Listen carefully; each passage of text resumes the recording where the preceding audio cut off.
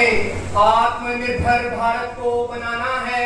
जो भारत था कभी सोने की चिड़िया, वह ताज उसे फिर पहनाना है, वह ताज उसे फिर पहनाना है। असीम सुंदर एवं ऐतिहासिक मां रेणुका जी की पवित्र स्थली को मेरा प्रणाम। सरलता, सज्जनता एवं विद्वता की प्रतिमाएं, सम्माननीय निर्णायक मंडल व श्रद्धेय गुरुजनों को मेरा प्रणाम। वह मेरी आवाज के दायरे में आने वाली प्रत्येक युवा शक्ति को नमस्कार। मैं मोल शर्मा राजकीय उत्कृष्ट महाविद्यालय ऊना का प्रतिनिधित्व करते हुए आत्मनिर्भर भारत का संकल्प विजन 2047 के विषय पर अपने विचार प्रस्तुत करने आया हूं। आत्मनिर्भरता, आत्मनिर्भरता का अर्थ है बाहरी मदद पर निर्भर न होकर खुद के संसाधनों एवं तकनीक के बल पर आगे बढ़ना। साथियों, जिस समय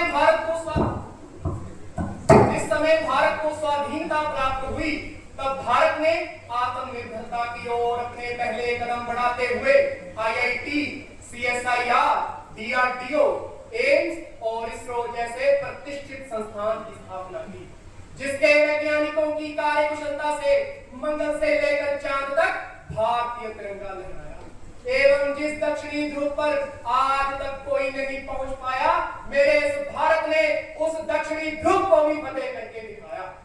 साथियों, जिस देश को कभी खाद्य आपूर्ति के लिए अमेरिका जैसे देश पर निर्भर होना पड़ा था, उस देश ने हरित क्रांति लाकर खुद को खाद्य संपूर्ण किया एवं पूरी दुनिया का ध्यान अपनी ओर आकर्षित किया।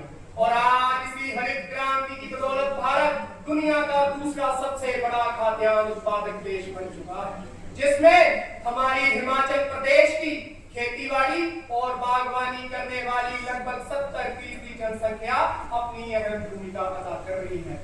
जिस देश को 1962 के दौर में चीन से पराजित होकर राष्ट्रीय मनोबल पर अपमानजनक आघात पहुंचा था, उसी भारत ने 20वीं सदी के अंत तक पाकिस्तान को तीन युद्धों में परास्त कर पूरे विश्व को यह संदेश दिया कि आज का भारत ना तो युद्ध क्षेत्र में किसी पर निर्भर है और ना ही किसी से कम है।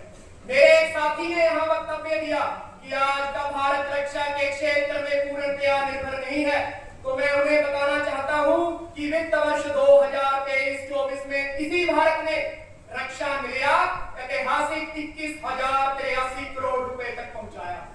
इस सभा में उपस्थित प्रत्येक व्यक्ति ने एक सपना संजोया है कि जब मेरा यह भारत 2047 में प्रवेश कर रहा हो, तब यह भारत विश्व के मानचित्र पर विश्व गुरु बन इस समूचे विश्व का नेतृत्व करेगी।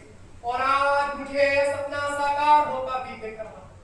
आज भारत ने जापान को पछाड़ते हुए $4.19 ट्रिलियन की जीडीपी के साथ विश्व की चौथी सबसे बड़ी अर्थव्यवस्था बन चुका है। गैर जीवाश्म ईंधन से 500 गीगावाट के ऊर्जा उत्पादन के लक्ष्य को भारत ने नवीकरणीय स्रोतों से 2025 में ही 50% तक हासिल कर लिया है। आज भारत स्टार्टअप के क्षेत्र में पूरे विश्व में तीसरे स्थान पर आता है, जिसमें ओला, स्विगी, फ्लिपकार्ट व बायजूस जैसे प्रमुख रूप से शामिल हैं।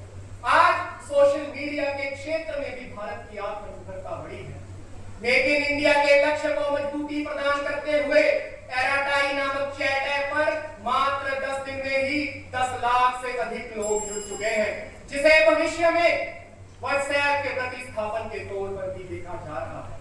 इसी के साथ 2047 के भारत से मेरी ये आशा है कि उस भारत में ना तो कोई निरक्षर होगा, ना कोई भूखमरी से पीड़ित होगा, वह सभी प्रकार के भेदभाव खत्म होकर समान रूप से अवसर व अधिकार प्राप्त होंगे। साथियों, जब भारत आर्थिक, तकनीकी